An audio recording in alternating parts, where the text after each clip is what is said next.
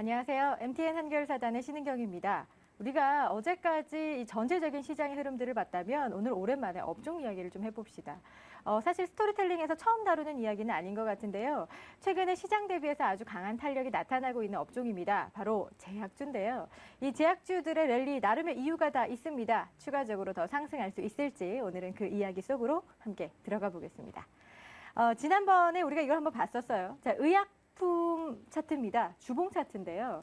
5월 달에 지금 저점을 찍고 나서 지속적으로 꾸준한 상승세가 나타나고 있습니다. 지금 5월 달부터 거의 10월 말까지죠. 약 5개월 동안 47% 이상의 성장세가 나타났습니다.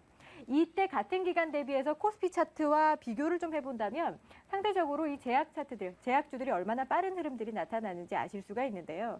제가 스토리텔링을 통해서 처음 말씀드렸을 때가 이때였습니다. 요때 5월 말부터 해서 많이 올라가기는 했지만 장기적인 사이클 자체가 이제 하락에서 상승으로 반전하는 타이밍이기 때문에 추가적으로 더 올라갈 수 있다라고 말씀을 드렸었죠. 그리고 10월 1일에 한 번 더 말씀드렸어요. 많이 올라간 것 같지만 그래도 더 올라갈 수 있다. 그리고 지금까지 왔습니다. 그럼 이제서 우리가 제약주를 더 올라갈 수 있다고 얘기할 수 있을지 좀 살펴봐야 되겠는데, 이때까지 제약주들이 하락했었던 이유들을 살펴보면 반등하는 이유까지 같이 좀 체크를 해볼 수가 있습니다. 이 장기적인 하락 사이클이 나타났었던 첫 번째 이유가 바로 요거예요. 약가 인하. 약가 인하에 대한 부분들, 그리고 이제 리베이트 규제에 대한 부분들, 특히나 이제 정부에서 이 제약주들, 제약업계들을 계속해서 누르는 정책들이 나왔었다는 겁니다. 특히나 예를 들어서 약 하나 만드는데 돈이 한 100억 정도 들어간다. 근데 약가를 계속해서 인하를 하게 되면 상대적으로 영업이익이 더 낮아지게 되겠죠. 자, 두 번째가 이겁니다. 이 리베이트 규제에 대한 부분인데요. 실제로 제약업계에서 리베이트에 대한 부분들은 거의 관행처럼 되어 있는 상황이었기 때문에 이걸 지금 규제한다라는 건 상당히 큰 타격이 될 수 있었다라는 부분입니다. 자, 리베이트가 뭐냐면, 자, 제약사에서 약을 만들어요. 만들어서 은행이나 병원이나 약국에 약을 판매를 하게 되겠죠. 예를 들어 이 약을 판매하는 가격이 1,000만 원어치라고 가정을 해봅시다. 그러면 병원이나 약국에서는 제약사들한테 다시 1,000만 원만큼의 약값을 지불을 하게 됩니다. 이렇게 끝나는 게 끝이에요, 원래는. 그런데 여기에서 제약사에서 다시 이 판매자들한테 추가적으로 돈을 더 주는 겁니다. 이건 여러분들 1,000만 원에서 400만 원 정도를 할인해서 주는 것과는 좀 다른 개념이라고 생각을 하시면 돼요. 그래서 뒷말로는 우리가 뭐 뒷돈 이런 이야기도 많이 하게 되는데, 그래서 이런 리베이트 규제에 대한 부분들까지도 계속해서 이 제약사들을 억누르는 한 가지 요인이 됐었습니다. 또 하나 더, 리베이트 하다가 적발이 됐다. 그러면 약가까지 같이 인하가 되는 리베이트 약가이나 쌍벌제까지 도입이 되면서 여러모로 제약업체들에게는 별로 좋지 않은 환경들이 지속적으로 이어졌었단 말이죠. 그렇다면 올해 5월을 저점으로 해서 반등하게 됐었던 이유가 뭘까를 좀 생각을 해보면, 첫 번째는 이 정부의 정책 자체가 바뀌었다라는 겁니다. 이 차별적인 강세 배경을 볼게요. 정부 정책이 이전에는 규제였는데 이제 지원으로 바뀌었어요. 이보다 더 주가 움직임에 든든한 지원군이 있을 수 없다는 겁니다.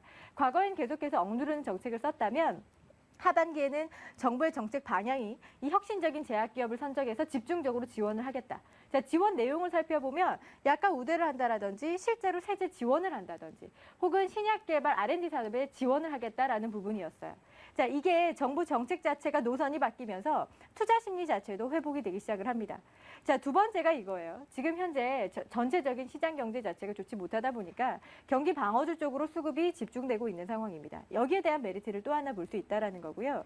그리고 이제 실적 부분입니다. 2분기 실적 저점을 찍고 턴어라운드 한다라는 기대감 때문이었는데, 실제로 이번에 3분기 실적 발표가 됐었던 대형 제약사들 흐름 보면 유한양의 경우에는 이번에 영업이익이 132억 원 가까이 나왔어요. 시장의 예상치보다 10%나 더 높게 나타났다는 겁니다. 자, 뿐만 아니라 종근당도요, 시장 예상치보다 10% 더 많은 영업이익이 나왔고요. 대웅제약, 그리고 마지막 동아제약까지 지금까지 실적 발표를 했었던 대부분 제약사들이 예상치를 뛰어넘는 실적을 발표를 했다는 겁니다. 자, 그렇게 되면서 단기간 요즘에 어닝 쇼크다 이런 이야기 많은데 상대적으로 수급이 더 집중될 수 있겠죠. 특히나 다음 주쯤에 발표가 되는 한미약품의 경우에도 이번에 실적이 상당히 좋을 것으로 기대를 하고 있는 상황이고, 어닝 서프라이즈에 대한 기대까지 같이 더해지고 있는 상황입니다. 자, 그래서 이렇게 3분기 실적에 대한 기대감까지 같이 더해지면서 수급 호전까지 같이 뒷받침이 돼주는 거죠. 여러모로 지금 제약사들이 영업을 펼치기에 상당히 좋은 환경에다가 수급 조건까지 가지고 있는 상황입니다. 여기서 또 다른 호재가 오늘 한 가지 더 나왔어요.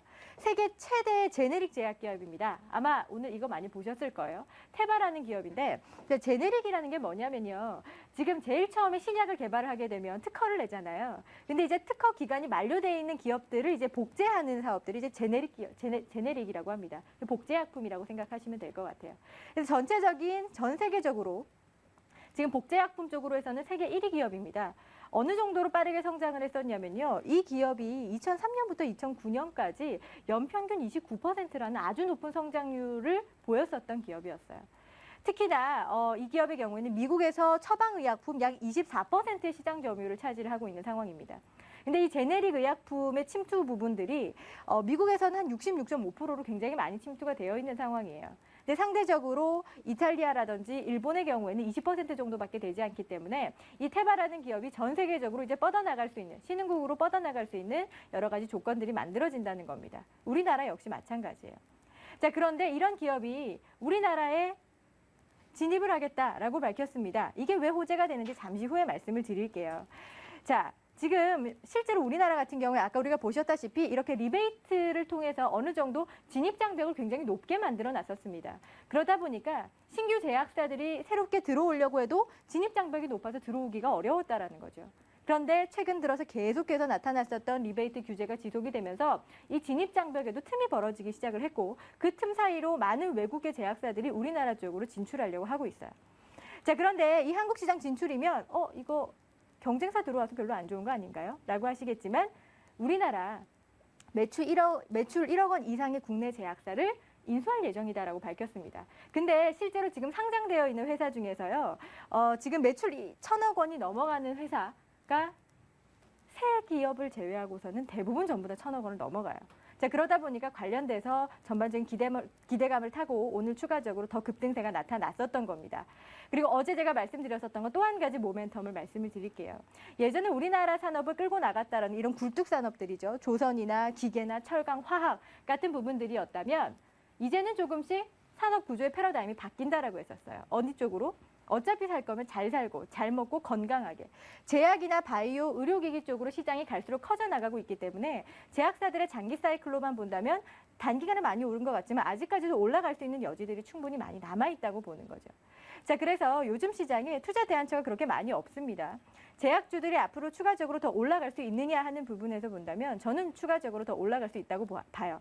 대신에 계속해서 올라갈 수는 없겠죠. 중간중간에 조정이 나올 텐데 신규로 접근하시는 분들이라면 조정이 나올 때마다 조금씩 모아가는 전략으로 제약주들 지켜보셔도 좋을 것 같습니다. 자, 우선 오늘 제약주에 대한 이야기들 해봤는데요. 조금 더 자세한 내용은 내일장 종목투선 카페에 제가 정리를 좀 해둘게요. 그리고 저는 내일 이 시간에 다시 찾아뵙겠습니다.